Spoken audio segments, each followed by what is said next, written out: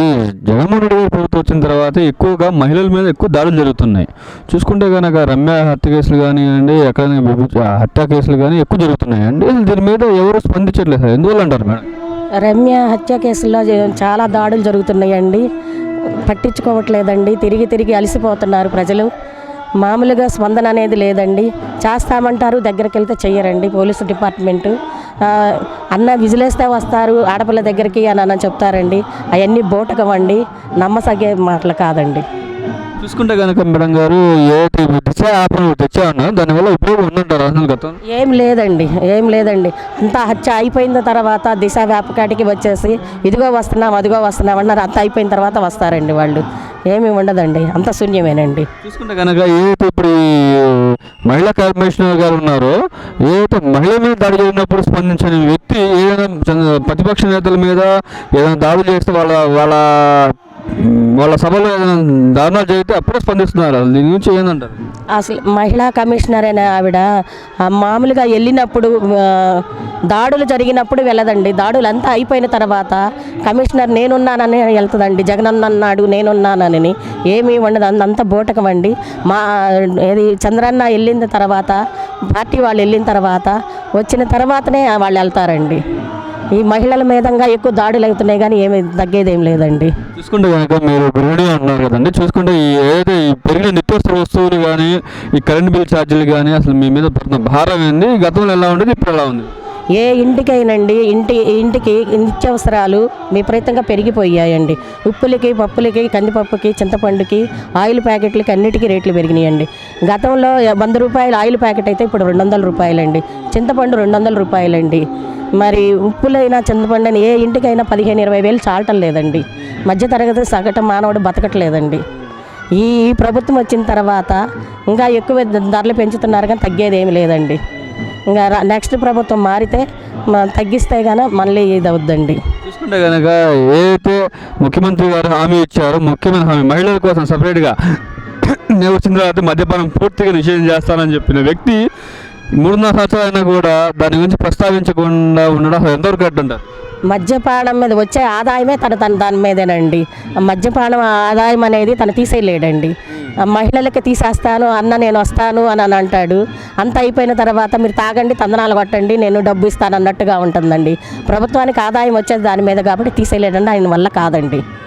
చూసుకుంటే కనుక ఈ మహిళా మంత్రులు కానీ, ఎమ్మెల్యేలు కానీ చూసుకుంటే కనుక జగన్ గారికి ఎప్పుడు చూసినా సభలో భజన చేస్తున్నారులే కానీ రాష్ట్రం గురించి ఎన్నడూ, ఈ మహిళల గురించి ఎన్నడూ ప్రస్తావించట్లేదు. చూసుకుంటే కదా దాడులు జరిగినా కూడా, ఇలా రేటు పెరిగినా కూడా, ఈ మద్యం మీద కూడా చూసుకున్నా ఇలాంటి వాటి మీద ఎప్పుడూ మాట్లాడకుండా ఏదే సభలో ఉన్నారో కేవలం భజన చేస్తున్నారండి. దాని మీద స్పందన మంత్రి రోజా గారు అయితే విపరీతంగా మాట్లాడిద్ది. అన్న వస్తున్నాడు, జగన్ అన్న వస్తున్నాడు, చేస్తాను చూస్తానని అంటాడు. జగనన్న వచ్చేది లేదు, చూసేది లేదు, ఇచ్చేది లేదండి. మహిళలకి అంత శూన్యమేనండి. అంత అయిపోయిన తర్వాత మంత్రి గారైనా రజనీ గారైనా కానీ ఇద్దరు వస్తారండి. నేను రిపోర్ట్ రాస్తాను, అయిపోయింది, అన్న వస్తాడు, జగన్ వస్తాడు, ఇస్తాడు, అన్ని ఇస్తాడు అని అంటాడండి. జగనన్న వచ్చేది లేదు, ఇచ్చేది లేదు. కమిషనర్ గారు కూడా ఇచ్చేది లేదండి, మహిళా కమిషనర్ గారు. చూసుకుంటే కనుక ఈ మంత్రులు వాడే భాష ఎలా ఉందండి? చూసుకుంటే కనుక కొద్దిగా అసభ్యంగా ఉందండి.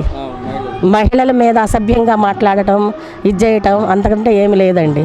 జగనన్న నేనున్నానని భరోసా అంటాడు కానీ భరోసా ఏం లేదండి. చూసుకుంటే కనుక అసెంబ్లీలో కూడా లేని మహిళల్ని కూడా తీసుకొచ్చి అవమానించడం అసలు ఎంతవరకు కరెక్ట్? టార్గెట్ చేస్తారండి. ఒక మహిళ మాట్లాడిందంటే టార్గెట్ చేస్తారు. ఆ మహిళ దగ్గర ఏంది అని టార్గెట్ చేస్తారండి. ఆ మహిళ ముందుకెళ్ళటం ఇష్టం ఉండదండి వీళ్ళకి. ఈ మంత్రి రోజా గారైనా కానీ, రజనీ గారైనా కానీ, కమిషనర్ ఆమె గారైనా కానీ మాట్లాడటం ఇష్టం ఉండదండి. ప్రజలకు స్పందన అనేది పోనివ్వట్లేదండి. చంద్రన్న పరిపాలన, అప్పుడు పరిపాలన వేరు, ఇప్పుడు పరిపాలన వేరండి. మళ్ళీ చంద్రన్న రావాలండి. ఏది ఇప్పుడు 3 రాజధానులు అంటున్నారు, దాని మీద మీ అభిప్రాయం? 3 రాజధానులు అంటే అది అవ్వటానికి సాధ్యం కాదండి. ఒక రాజధానికే ఇది చేయలేకపోయాడు కదండి. 3 రాజధానులు ఎట్టిస్తాడండి? ఒక్కసారి అభివృద్ధి అనేది సరిగ్గా జరగట్లేదండి. ఇదివరకు పోలవరం ప్రాజెక్టు ఎంతవరకు ఇదైందండి? రోడ్లు ఏంటి అన్నీ ఎంత ఇది జరిగిందండి. ఇప్పుడు తట్ట మట్టి కూడా వేయలేకపోతున్నాడండి. రోడ్డు గురించి చెప్పారు కానీ చూసుకుంటే కనుక ఈ రోడ్లు మేము దాదాపు 2,000 కోట్లు ఖర్చు పెట్టి రోడ్లు వేసామని చెప్తున్నారండి. మీరేమో తట్టమట్టి కూడా ఏదన్నారు, నిజంగానే అంటారండి? లేదండి, అన్ని గతుకుల రోడ్లు మీరు చూడండి, ఒకసారి వెళ్ళి పరిశీలన చేయండి. మినిస్టర్ గారు కాన్వాయ్ ఏమిటంటే అన్ని గతుకుల రోడ్లేనండి. గుజ్జినగుళ్ళ ఇటువైపు చూడండి మీరు ఒకసారి. అసలు కారు వెళ్తుంటే ఏడ పడతామో ఏడ ఆటోలు పడతాయి అని అన్నట్టుగా ఉంటుందండి. ఏందండి ఆయన పరిపాలన చేసింది ఏందండి, రోడ్డు బాగు చేసింది ఏందండి? ఏ మినిస్టరు బాగు చేయట్లా, ఎవరు అదే జగనన్న ఇస్తే మేము బాగు చేస్తాం లేకపోతే లేదు అని అంటున్నారండి. ఆ జగనన్న ఇచ్చేది లేదు, వీళ్ళు బాగు చేసేది లేదండి. చూసుకుంటే కనుక మీరు సంక్షేమ పథకాలు నేరుగా ఆడవాళ్ళ ఖాతాలో వేస్తున్నామని చెప్పి చెప్తున్నారండి. సంక్షేమ పథకాలు బాగా అందుతున్నాయండి? లేదండి, ఒకళ్ళకి ఇస్తే 10 మందికి ఆపుతాడండి సంక్షేమ పథకాలు. 18 సంవత్సరాల నుంచి 45 సంవత్సరాల లోపు వాళ్ళకి వేస్తానని అంటాడండి. 45 సంవత్సరాల్లో ఉన్నోళ్ళకి ఏదండి ఒకళ్ళకేస్తే 20 మందికి ఆపుతాడండి. ఇంకేంటండి ఇచ్చేది? ఆయన ఏమి ఇవ్వడండి, అది శూన్యమేనండి. డాక్టరా మహిళలు చూసుకుంటే డాక్టరా మహిళలకి 10 లక్షలు అంటాడు, 10 లక్షల్లోది 5 లక్షలే వేస్తాడండి. మళ్ళీ రికవరీ చేసుకుంటాడండి అతను. మా డాక్టరా మహిళలకు కూడా శూన్యమేనండి. ఎందువల్ల అసలు మేము ఎక్కువగా సబ్సిడీ కూడా ఇచ్చాము? సబ్సిడీ లేదండి, సబ్సిడీ ఇవ్వలేదండి. ఆయన ఖాతాలోనే పెట్టుకుంటున్నాడు, ప్రజల చేతికి ఏమి ఇవ్వట్లేదండి. డాక్టరా మహిళ చేతికి ఏమైనా ఇస్తున్నారా? 10 లక్షలు అని అంటున్నారండి, 10 లక్షలు ఇవ్వట్లేదండి. తను 5 లక్షలే ఇస్తారు, మళ్ళీ కట్టండి అని అంటున్నారు. ఇంకా అప్పుడు ఏమి ఉపయోగం అండి, ప్రజలకు ఏమి ఉపయోగం, ఏం ఉపయోగపడుతుందండి? ఎక్కువ ఇస్తున్నామని చెప్తున్నారు. లేదండి, అవన్నీ బోటకమండి.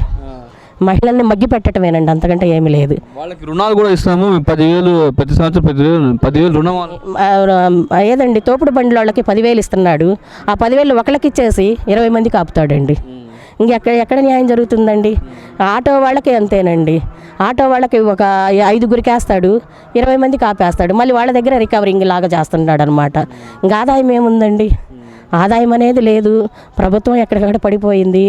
మళ్ళీ నెక్స్ట్ ప్రభుత్వం వస్తేనే మళ్ళీ మనకి ఇది అవుద్దండి. చూసుకుంటే కనుక ఏదైతే మీరు చెప్తున్నారు, ఇప్పుడు ఒకవేళ ముందస్తు ఎలక్షన్ కానీ లేదంటే వచ్చే 24లో ఏ పార్టీ గెలిచే అవకాశం ఉంది? ఆ జనసేన, టీడీపీ, ఆ వైసీపీ, ఎందుకు? తెలుగుదేశమే వచ్చిందండి. టీడీపీ ఎందుకంటే అభివృద్ధి చేశాడు కాబట్టి వస్తుందండి, ఖచ్చితంగా వస్తుంది. ఎందుకంటే మహిళల్లో కొన్ని ఉన్నాయండి అతనిలో.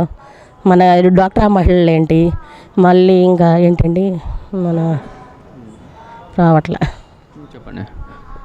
డాక్టర్ మహిళలకు ఎంతో చేశాడండి.